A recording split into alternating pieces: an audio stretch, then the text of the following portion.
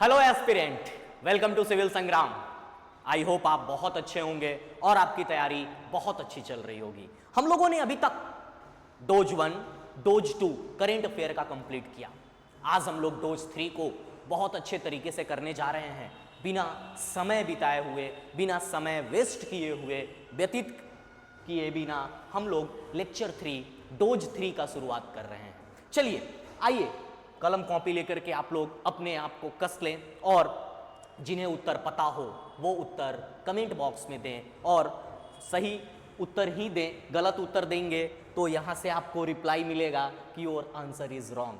फिर बच्चे वहाँ पर क्या करते हैं, अरे सर ये होना चाहिए, वो होना चाहिए। थोड़ा सा आप लोग रिसर्च करके आंसर को देने का कोशिश करिए, ठीक है ना। नहीं आता है कोई बात नहीं, यहाँ पर आपको बताया जाएगा। हमसे भी कोई त्रुटि हो जाता है, कोई आंसर हमसे भी मिसमैच हो जाता है, तो आप लोग वहाँ पर बहस ना करें। ये डिकोरम को मेंटेन किया जाए कमेंट बॉक्स में, ठीक है ना। कोई बच्चा बोल देता है नहीं ये होगा वो होगा, इस तरह का लड़ाई झगड़ा ना हो तो बेहतर होता है। चलिए पहला प्रश्न क्या कहता है। हम लोगों ने 60 प्रश्नों का 2 डोज में कंप्लीट कर लिया है। थर्ड डोज में 61वां प्रश्न से शुरू करते हैं। कहता है 2025 में भारत सरकार एक समग्र जल वायु लिंक्ड बीमा योजना शुरू करने की योजना बना रही है, जो आधारित होगी, किस पे आधारित होगा। द इंडियन गवर्नमेंट इन 2025 में has plan to introduce a national wide climate linked insurance. Climate linked insurance, ध्यान दीजिएगा, वातावरण को लेकर के सारे जितने भी एस्पेक्ट के सवाल होंगे, वातावरण, क्लाइमेट चेंज, टेररिज्म, ये सब जो 2025 का बर्निंग टॉपिक रहा है, लगातार प्रिंट मीडिया में उसकी चर्चा होते रही है, वैसे वैसे टॉपिक्स को हम लोग नजरअंदाज नहीं करेंगे।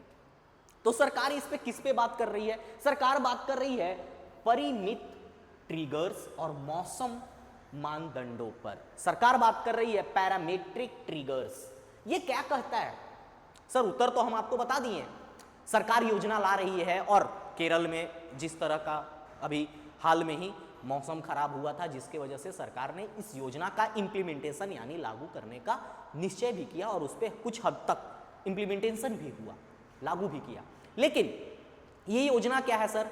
अभी तक जितने भी जो नेचुरल कैलामिटीज जैसे कि बाढ़, आंधी तूफान से फसल बर्बाद होना, बाढ़ से घर बर्बाद हो जाना, बिहार हम लोग जानते ही हैं, सौरो ऑफ बिहार, कोसी नदी, इस बार तो तबाही उस लेवल पे नहीं था, बट जिस तरह से तबाही वो कोसी नदी मचाती है बिहार में, अगर उस तरह का तबाही अगर किसी भी राज्य में किसी भी जगह होता है तो सरकार क्या करेगा? वेदर थ्रेशोल्ड पे सरकार एक तबाही का राशि पहले से तय कर लेगा, मौसम को देखते हुए कि ये तबाही बारिश के वजह से हुआ है तो इतना जो है हर एक को देना चाहिए, हर एक व्यक्ति को देना चाहिए, बिना इंस्पेक्शन किए हुए। कोई घर वर का इंस्पेक्शन नहीं, किसका घर, किसका झोपड़ी, कौन अमीर कौन गरीब का झोपड़ी गया, कौन अमीर का बंगला डूब गया, सबको यानी लुकिंग द इन्वायरमेंटल एस्पेक्ट, वातावरण के एस्पेक्ट को देखते हुए सरकार अब ऐसा चुनाव लेगी। एक अच्छा हो सकता है, लेकिन इसका ड्रॉबैक भी हो सकता है कि जिन्हें नहीं हुआ क्षति, मान लीजिए 20 किलोमीटर एरिया में हुआ, 5 किलोमीटर में ज़्यादा क्षति हुआ था, उसको भी सेम अमाउंट ऑफ पैसा मिलेगा, और जो 15 किलोमीटर में जो बच गया उसको भी सेम मिलेगा, हालांकि उसका क्षति उतना नहीं हुआ था। तो ये एक ड्रॉबैक हो सकता है कि गरीब जिसका पूरा घर डूबा हो उसको भी उतना ही पैसा मिलेगा, एक अमीर जिसका सिर्फ और पार्किंग एरिया डूबा था उसको भी उतना ही पैसा मिलेगा। तो ये एक ड्रॉबैक हो सकता है। बाकी मौसम के आधार पे इसको बोलते हैं हम लोग परिमित ट्रिगर्स और मौसम मापदंडों पर, ठीक है। ऐसा सरकार आयोजित कर रही है, सरकार का ये ऐसा निर्णय है। इस तरह का सवाल जो है आपसे पूछा जा सकता है, ठीक है ना। करंट में न्यूज है, ये द हिंदू में आया हुआ था इस तरह का आर्टिकल। चलिए हम लोग के लिए ये बहुत ही ताजा न्यूज है। हम लोग के लिए फरवरी 2025 में ही द स्टोन आर्ट ऑफ गया जी के स्टोन ऑफ आर्ट को हाल में ही भौगोलिक संकेतक यानी GI tag, geographical indicator tag मिला। यह पारंपरिक कला मुख्य रूप से किसके लिए जानी जाती है? यानी this traditional art form is mainly known for which of the following. आपको बता दें, एक सवाल तो ये हो सकता है कि हाल में ही गया जी में किसको टैग दिया गया? GI tag. यानी बिहार में हाल में ही एक ही 2025 फरवरी में गया जी में स्टोन आर्ट ऑफ गया जी को मिला।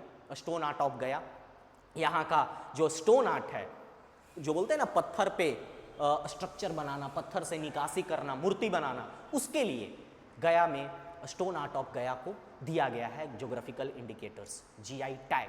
ठीक है ना। तो ये एक सवाल हो सकता है किसको दिया गया है, तो स्टोन आर्ट ऑफ गया को दिया गया है। सवाल ये है कि this traditional art is mainly known for, ये ट्रेडिशनल आर्ट जो है स्टोन आर्ट किसके लिए प्रमुख है, किस चीज के लिए जाना जाता है, ये बताइए आप। तो बोलता है भैया पहला ऑप्शन पत्थर की निकासी और मूर्ति कलाकार, यही तो है, दिस इज द आंसर। बाकी देखिए ना वुडन क्राफ्ट नहीं भाई, पत्थर के लिए मिला, लकड़ी को क्यों? मधुबनी पेंटिंग, मधुबनी पेंटिंग को ऑलरेडी पहले ही मिल चुका है। ठीक है, टेराकोटा पेंटिंग नहीं, टेराकोटा पोट्री सॉरी, ये मिट्टी के बर्तन टेराकोटा के, इसके लिए नहीं, इसके लिए stone carving and sculpture art, इसके लिए गया जी में ज्योग्राफिकल इंडिकेटर्स दिया गया, जो जीआई टैग ज्योग्राफिकल इंडिकेशन कहिए उसको दिया गया है। चलिए अगले सवाल के आगे बढ़ते हैं। जून 2025 में सीएम नीतीश कुमार ने डीबीटी, डायरेक्ट बेनिफिट ट्रांसफर, यानी आपके खाते में डायरेक्ट पैसा दिया जाएगा, आपको कहीं जाकर के कैश नहीं निकालना है। ठीक है, डायरेक्ट बेनिफिट ट्रांसफर के जरिए सामाजिक सुरक्षा एवं कन्या उत्थान योजना लाभार्थियों को लगभग कितनी राशि आवंटन की है, यानी दी है, हस्तक्षेप की है। Amount transfer to approx was, कितना अमाउंट दिया गया है, तो ये लगभग 201, अप्रॉक्स पूछा है 271 करोड़, ये लगभग दिया गया है। अब समझिए डायरेक्ट बेनिफिट ट्रांसफर, कितना फायदा है डायरेक्ट बेनिफिट ट्रांसफर का, यानी डायरेक्ट आपके खाते में अगर आप लाभार्थी हैं, सरकार आपके लिए आवंटन करा रहा है, सरकार आपको दे रही है, तो किसी बिचौलियों की नहीं, no other middle man in the between, बीच में कोई नहीं, आपको डायरेक्ट आपको दिया जाएगा, किसी तरह का और कोई बीच में बिचौलिया नहीं होगा। उसमें क्या होता था, बहुत सारे जितने भी लाभार्थी होते थे उनको the amount they do not receive, पैसा उनको तक नहीं पहुंचता था। अगर मान लीजिए सरकार के द्वारा the government has released 500 rupee for every women, सब महिलाओं के लिए 500 रुपया सरकार ने दिया कि चलो सभी की महिलाओं के उत्थान के लिए हम 500 रुपया देते हैं, 1 साल के लिए, 2 साल के लिए। लेकिन अगर वो कैश में होता था, दे गेट ओनली 250-300 से ज्यादा नहीं मिलता था। इसलिए डायरेक्ट उनके खातों में पैसा भेजने का ये डायरेक्ट बेनिफिट ट्रांसफर ये होता है। चलिए, बिहार में बजट 2025 के तहत किस प्रमुख कृषि उत्पाद को उत्पादन, प्रसंस्करण, विपणन, सुरक्षा हेतु समर्पित बोर्ड की स्थापना की गई है ना, बात को समझिए। Which major agriculture product got a dedicated board in Bihar under budget 2025 to improve its production, processing, marketing, सब कुछ है ना। यहां पर देखिए विज्ञापन से लेकर के और उसके परिष्करण और उत्पादन सब के लिए कौन सी बोर्ड की स्थापना की है, कौन से प्रोडक्ट का? मखाना बोर्ड, याद रखिएगा आप लोग, मखाना के लिए। थोड़ा सा जीआई टैग किसको किसको मिला है सर? बिहार में अभी स्टोन पत्थर कला को मिला, स्टोन आर्ट ऑफ गया को मिला। थोड़ा और रिकॉल कर लीजिए रिसेंटली, क्योंकि सवाल बीपीएससी में भी सुजनी एम्ब्रॉयडरी को लेकर के पूछ दिया था। ये सुजनी एम्ब्रॉयडरी जो है जिसको जीआई टैग मिला है, ये क्या है? इट इज़ आर्ट, ये कला है जिस पे महिलाएं क्या करती हैं, एक नॉर्मल सी चद्दर पे उस पे आर्ट बनाया जाता है, ठीक है ना। तो ये सुजनी एम्ब्रॉयडरी जब जीआई टैग मिला था उस वक्त भी ये सवाल आया था। तो अभी गया जी वाला तो आ ही रहा है आपका सवाल, गया जी स्टोन आर्ट को जो जीआई टैग मिला है। लेकिन और भी जीआई टैग्स आपको ध्यान में होने चाहिए, जैसे स्टोन आर्ट जो बना है उससे एक और सवाल हो सकता है। स्टोन आर्ट यहाँ पर हम बताए हैं आपको, तो यहीं पर बता दें। हाँ, स्टोन आर्ट जो बना है आप थोड़ा सा राइट डाउन कर लीजिए अगर आप लोग लिख रहे हैं तो। ये कौन सा? ये ब्लैक बसाल्ट,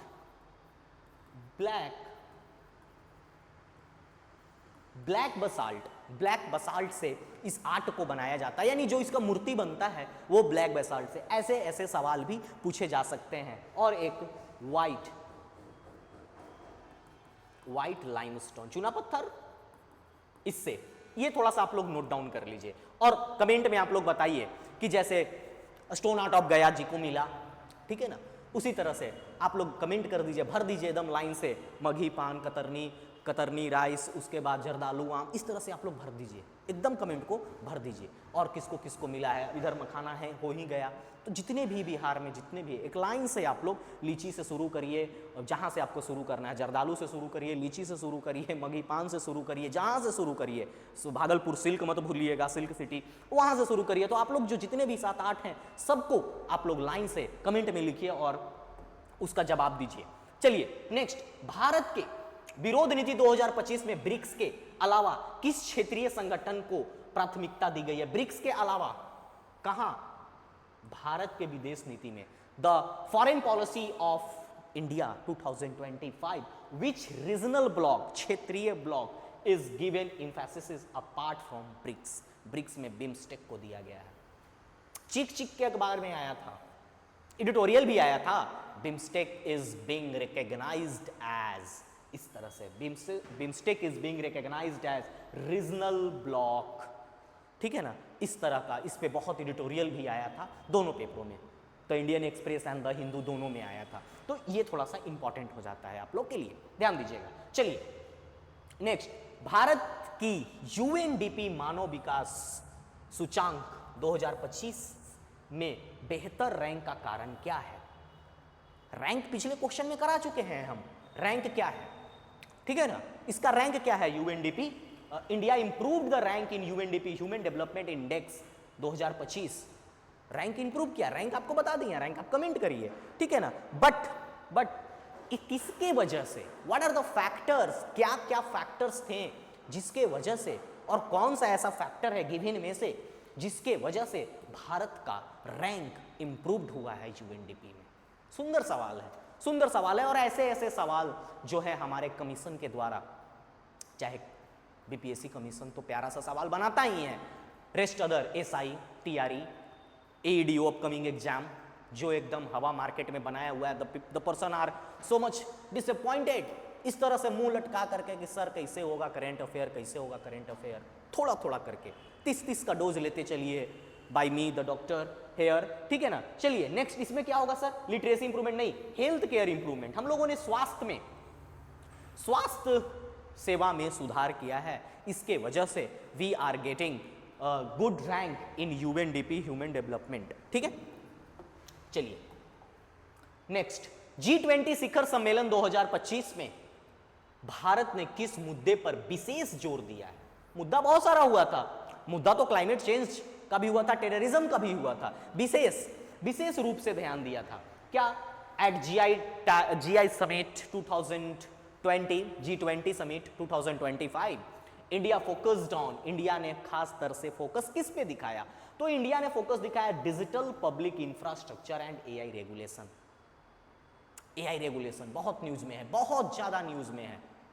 एआई का टेक्नोलॉजी पर सवाल जब आ जाएगा और उसके इम्प्लीकेशंस पे, किस तरह से एआई को इंप्लीमेंट किया जा रहा है हमारे सोसाइटी में, एआई का मिसयूज पर, एआई का यूज पर।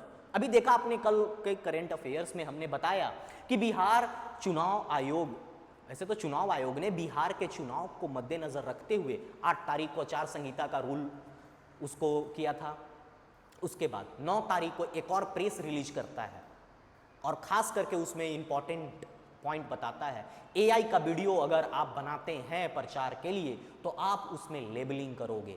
सोचिए, दोबारा इलेक्शन कमीशन ऑफ इंडिया को ऐसा नोटिफिकेशन निकालना पड़ा, ये पॉइंट मिस हो गया होगा and they thought is a very important point. ये बहुत इंपॉर्टेंट पॉइंट है जो गवर्नमेंट को बताना चाहिए, जो करंट गवर्नमेंट है और अपोजिशन में उन सबको बताना चाहिए। नेक्स्ट चलिए, बिहार में सामाजिक सुरक्षा भुगतान को मजबूत करने के लिए राज्य सरकार ने बुजुर्ग और विधवा पेंशन पहले से कितनी बढ़ाई है? पिछले सेशन में पिछले क्लास में ये क्वेश्चन हम पूछ चुके हैं, कितना है सेशन, कितना जो राशि है वो है अभी, बट बढ़ाई कितने से गई है? तो 700 रुपए से बढ़ा करके बढ़ाई गई है। पहले थी 400, उसको 700 से बढ़ा करके अभी टोटल 1100 रुपए है, ठीक है ना, 700 रुपीज। चलिए, जैव विविधता सम्मेलन COP15 का प्रमुख लक्ष्य क्या था? What was the main goal of COP15 biodiversity convention? क्या था? यही था, protecting 30% of earth land and sea by 2030। पृथ्वी की 30% भूमि और समुद्र को 2030 तक क्या करना? संरक्षित करना, टू प्रोटेक्ट। पृथ्वी का 30% हिस्सा बचाना है और समुद्र को भी। कब तक? 2030 तक। यानी धरती पे जो ग्लोबल वार्मिंग हो रहा है, जिस तरह से आप धरती पे अन्याय कर रहे हो समुद्र में, अब बहुत सारी इंडस्ट्री क्या कर रहा है? They are moving from the sea, ठीक है, they are moving from the sea, हाँ, सी से दूर जा रहे हैं वो, और अब कहाँ जा रहे हैं? ओशन में, समुद्रों में जा रहे हैं, जाकर के वहां पर अपना पानी ड्रेन कर रहे हैं, गंदगी को, छोटी छोटी नदियों, रिवर्स को छोड़ रहे हैं, सी और ओशन की ओर बढ़ रहे हैं। अब नदियों को छोड़ करके अब ओशन में जाकर के अपना पानी, सी में जाकर के अपना पानी को ड्रेन कर रहे हैं। तो this are creating water pollution, है ना। मछलियों को दिक्कत है, वहां के जो लाइफ स्टाइल है मछलियों का वो अस्त व्यस्त हो रहा है, जिंदगी खराब कर रहे हैं आप किसी जीव का।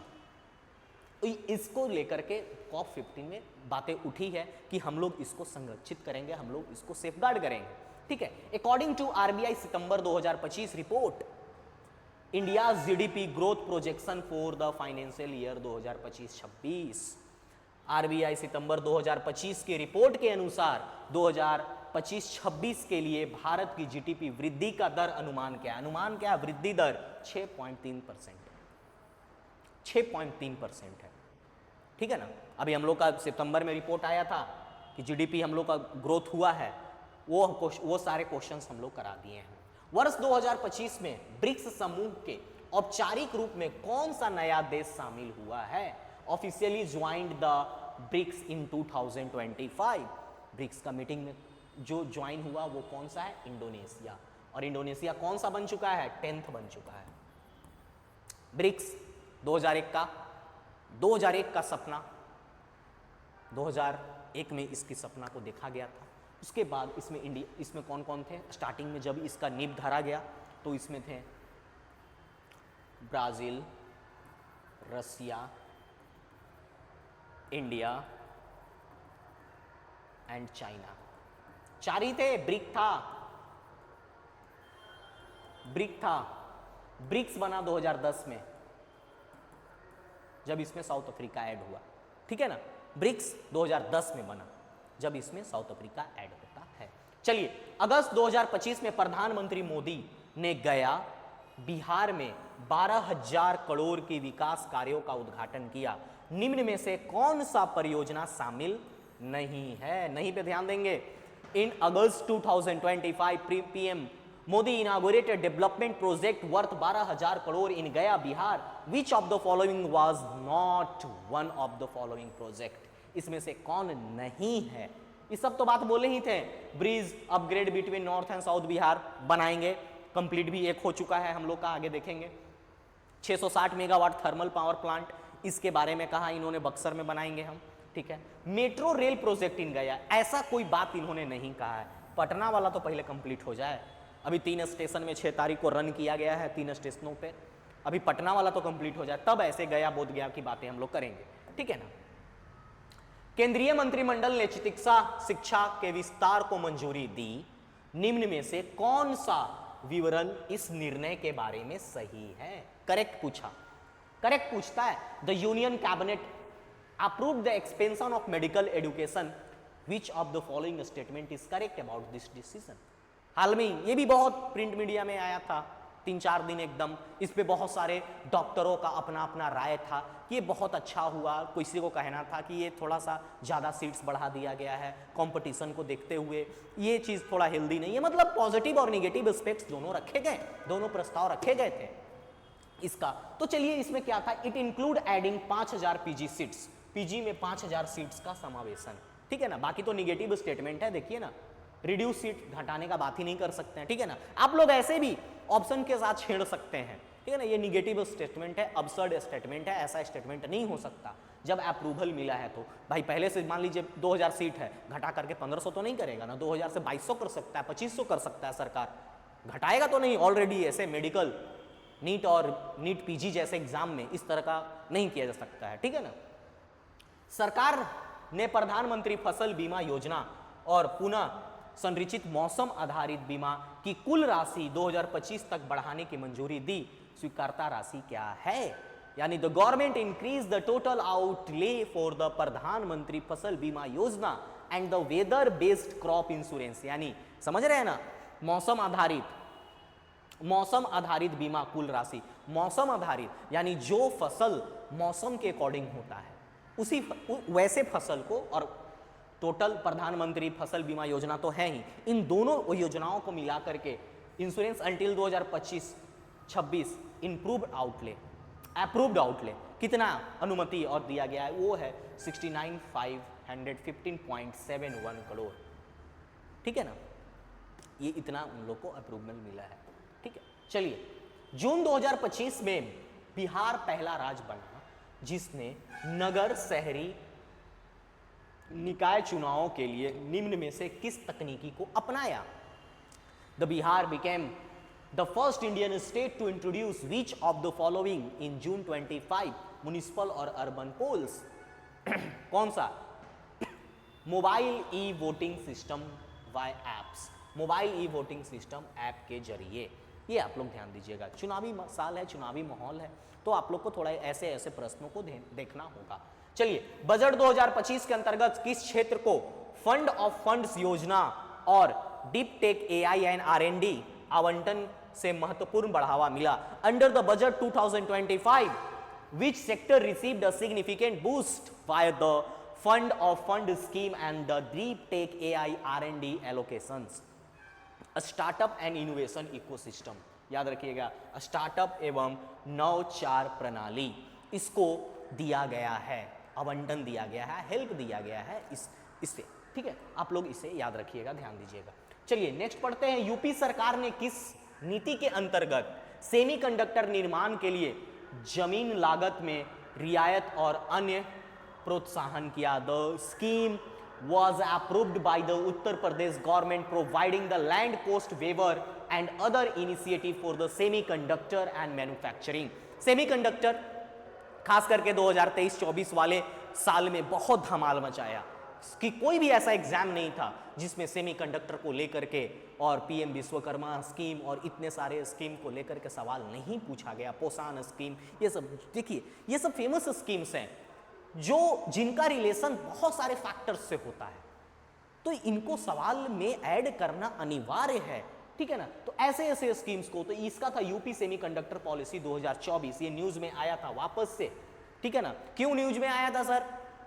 सरकार ने क्या कहा था सर? ये तो 2024 में लागू किया गया स्कीम था, 2025 में आप बता रहे हो, क्यों ये न्यूज में आया था? तो यूपी सरकार ने नीति के अंतर्गत क्या, सेमीकंडक्टर निर्माण के लिए जमीन लागत में रियायत यानी प्रोवाइडिंग लैंड कॉस्ट वेवर, यही को लेकर के बहुत सारे लोगों को तकलीफ हो रहा था, वेव नहीं मिल रहा था, रियायत नहीं मिल रहा था, जमीन का कागज गलत बताया जा रहा था, तो सारे जो क्या थे थोड़ा सा भड़के, तो ये चीजें जो है प्रिंट मीडिया में आई, डिजिटल मीडिया में आई, तो ये चीजें जो हो रही थी उसको लोगों ने फिर से हाईलाइट किया। तो सब कोई पूछता है भाई काहे खातिर खड़ा हो रोड पे बैनर पोस्टर लेकर के? तो सरकार ने, यूपी सरकार सेमीकंडक्टर 2024 का योजना में ऐसा वादा किया था जिसके वजह से तो ये थोड़ा चर्चा में रहा।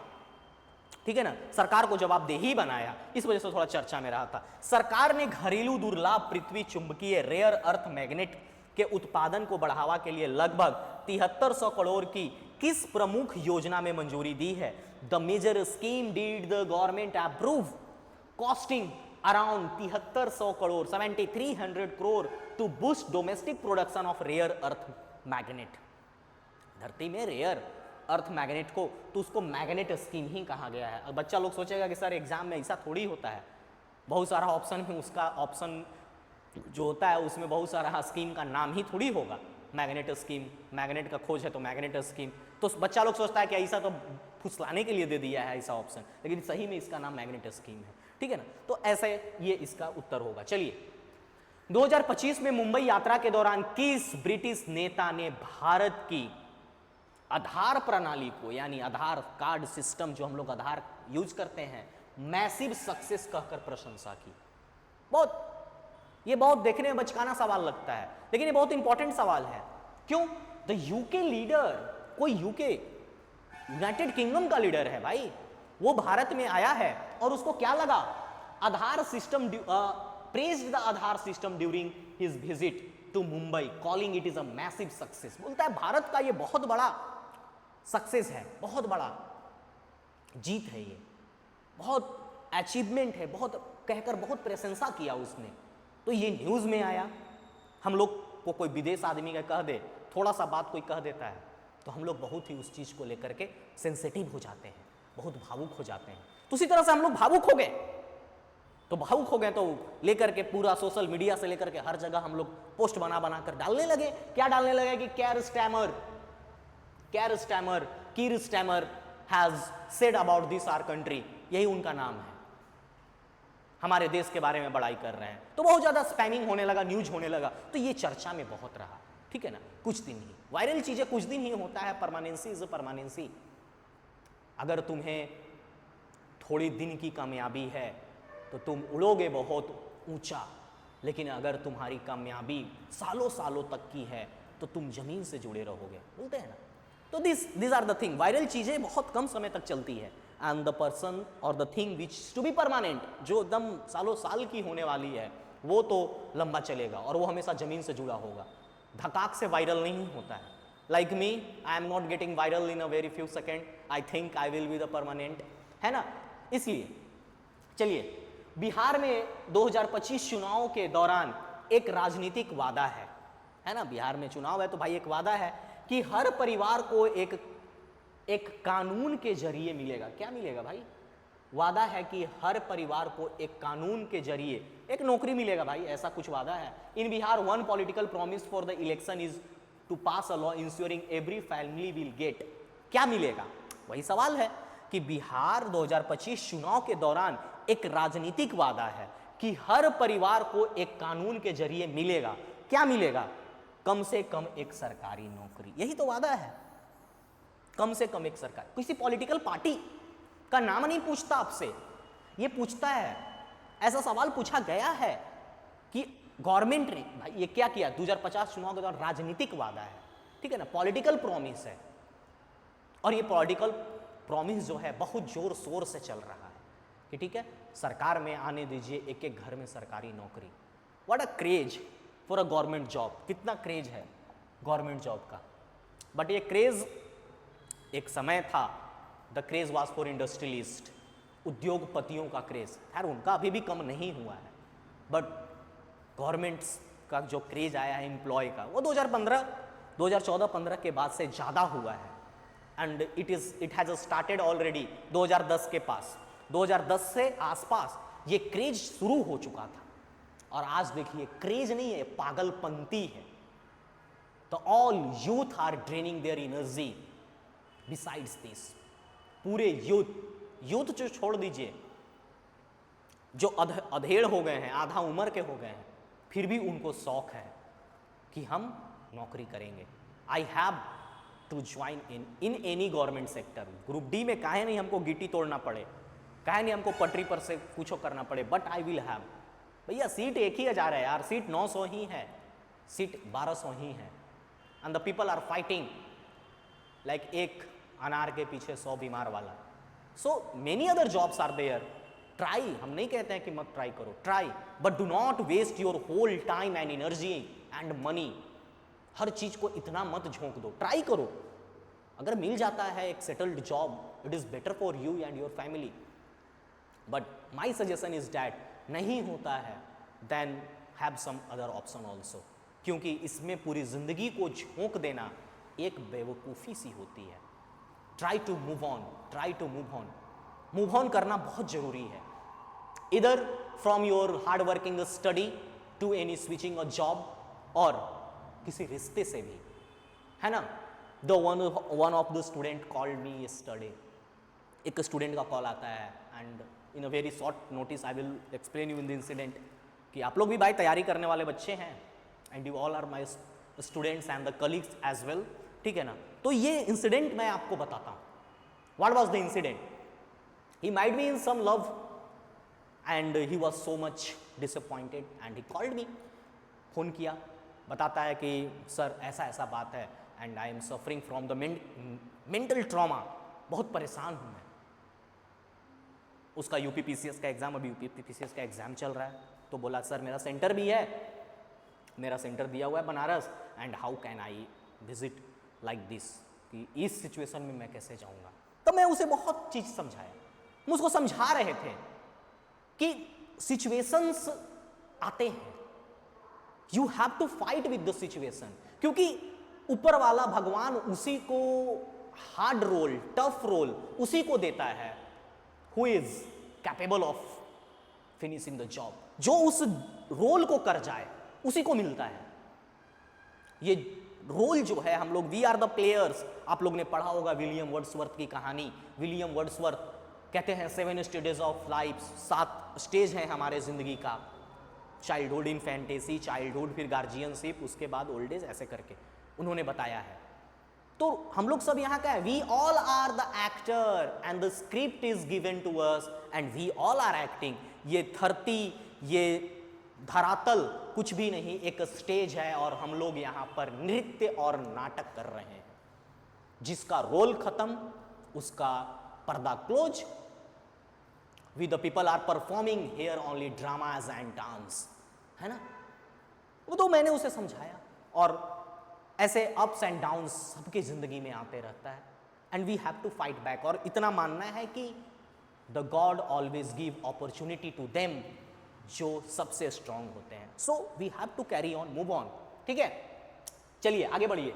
किस सार्वजनिक स्वास्थ्य समस्या ने बिहार सरकार को राज्य में वितरित कुछ खांसी सिरप की पूर्ण परीक्षण की प्रक्रिया शुरू करने के लिए मजबूर किया? क्या बात है, न्यूज में आप लोग देखे ही होंगे किस तरह से कितने सारे बच्चों की मृत्यु हो गई।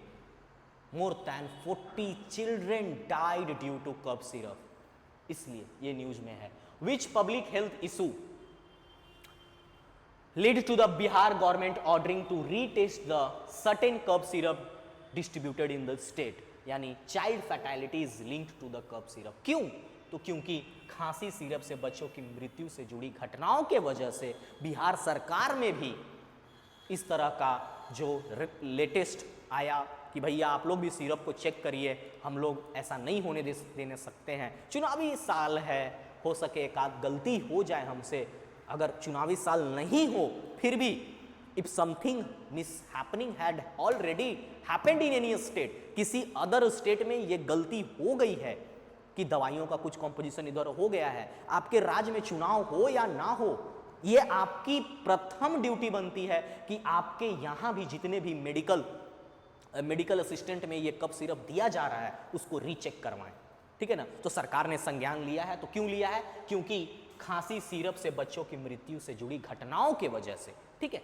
इन द बजट 2025-26, केंद्रीय बजट 2025-26 में बिहार के लिए किस नए संस्थान की घोषणा की गई ताकि खाद्य पौधे के उद्यमिता और प्रबंधन को बढ़ावा मिले? New institution which was announced for Bihar to promote food technology entrepreneurship and the management. तो Bihar institute of food technology and entrepreneurship, ठीक है ना, बिहार खाद्य पद्धति और उद्यमिता संस्थान के द्वारा, ठीक है। चलिए,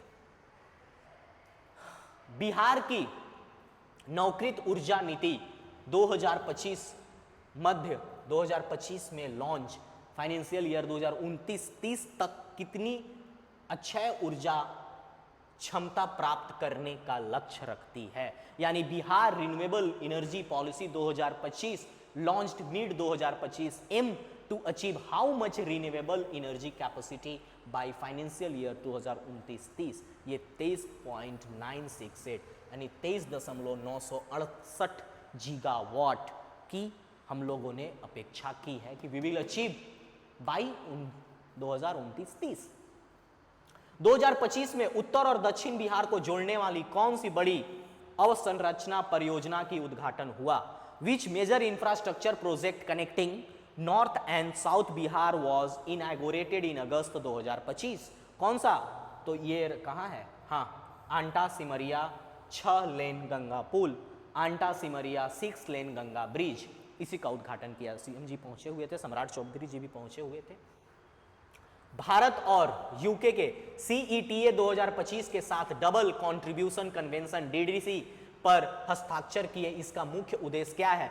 the India and UK signed a double contribution convention DDC along with the CETA 2025. What is its primary purpose? Its primary purpose was to eliminate double social security contribution for the short term cross posted worker, यानी अल्पकालीन cross posted कर्मचारियों के लिए दोहरा सामाजिक सुरक्षा योगदान समाप्त करना। ठीक है, चलिए नेक्स्ट। 2025 की मध्य विधि में भारत की कैबिनेट ने एम्प्लॉयमेंट लिंक्ड इनिशिएटिव ELI योजना की मंजूरी दी। यह कितनी नौकरियां 2 वर्ष में उत्पन्न करने की अपेक्षा करती है? The India cabinet in mid 2025 approved an employment linked initiative scheme over 2 years. How many job is expected to generate? That is 35 million, यानी 3.5 crore.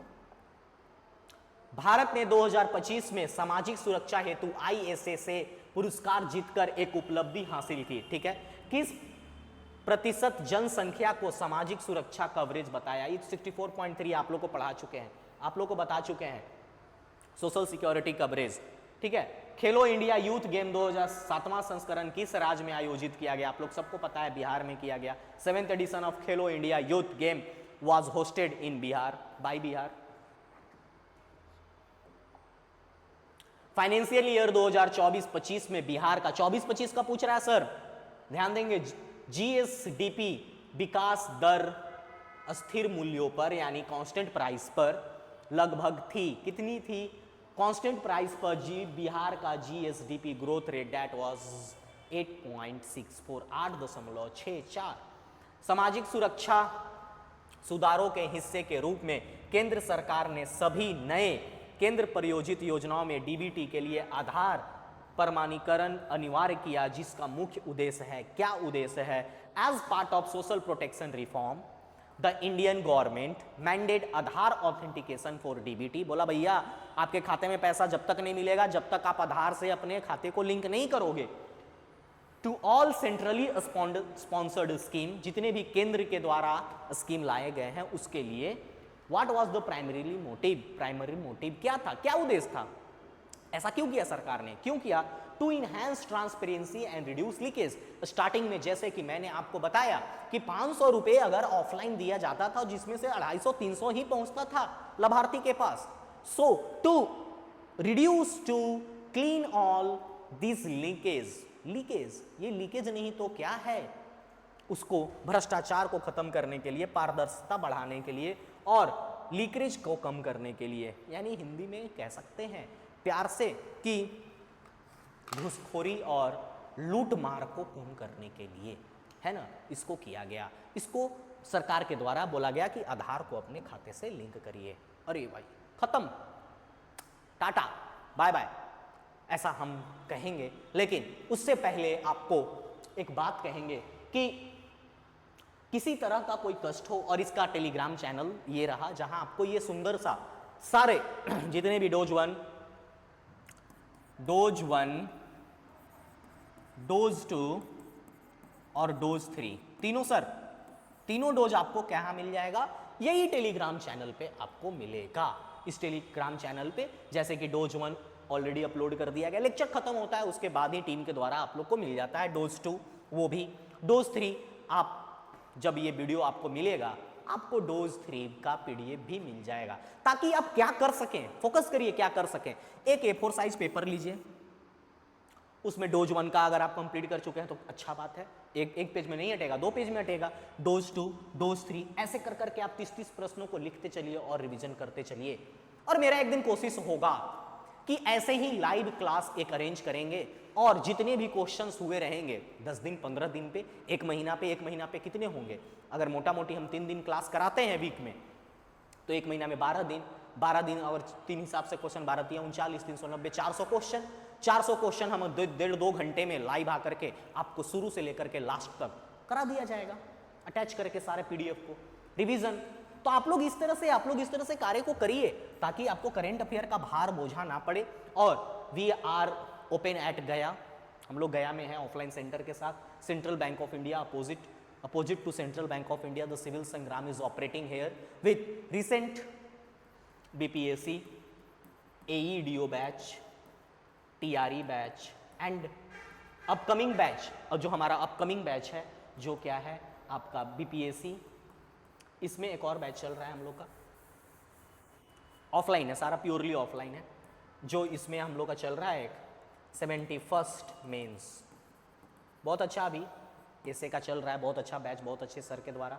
BPSC 72nd foundation and SI, धुआं मचाना है एसआई में इस बार। ज़्यादा पोस्ट नहीं है बट जो भी है, you have only 1 seat to need, आपकी ज़रूरत सिर्फ एक सीट की है। तो यही है हम लोग का कहानी, यही है लिखा जोखा। आप लोग इसी से हम लोग हमारे साथ इसी तरह से जुड़े रहिए, करेंट अफेयर की टेंशन नहीं है।